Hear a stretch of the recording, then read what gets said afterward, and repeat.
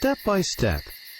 19 Essential Dharma Talks, by Sayadaw Jotika. Talk 15. Walking Meditation and Observing Sensations. Walking meditation and its benefits. Walking meditation supports a stable samadhi. The walking path should be no shorter than 10 paces. A very short path with frequent turning is not suitable, as it can create restlessness. On the other hand, it should not exceed 60 arm lengths. An excessively long path is also unsuitable. The Thai forest tradition often recommends around 30 paces. The path should be even, with a width of about 2 arm lengths. Samadhi in walking meditation. Experiential aspects of walking meditation. When placing the foot down, it may feel as if the foot is sinking into the earth. Compared with sitting meditation, walking involves less mental proliferation. Therefore, it is generally not necessary to apply detailed verbal labels in walking meditation.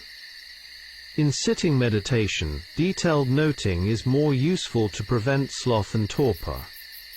In walking meditation, however, no need to note in detail with naming, because the existing and knowing mind may not be occurred together. Therefore contemplate only to know its nature, because the process happens faster. Refinement of contemplation in walking meditation. Therefore one should contemplate only to know the nature of phenomena. When samadhi becomes stable, one may then contemplate in greater detail, such as in lifting, stepping and putting down the foot. Step by Step. 19 Essential Dharma Talks, by Sayadaw Jotika. Talk 16. Walking, observing movements and mental states. During walking meditation, the head should not be inclined too low. The eyes should rest naturally at a distance of about 6 feet, approximately 2 arm lengths ahead. One observes the process of changing while walking. If seeing, hearing or thinking, thoughts arise, these too must be contemplated. As for how long a yogi should walk, this must be decided by oneself, according to one's condition.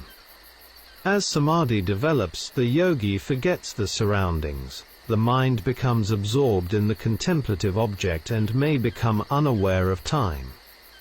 This may be one reason why some Thai ajahns were able to walk for many hours on the walking path.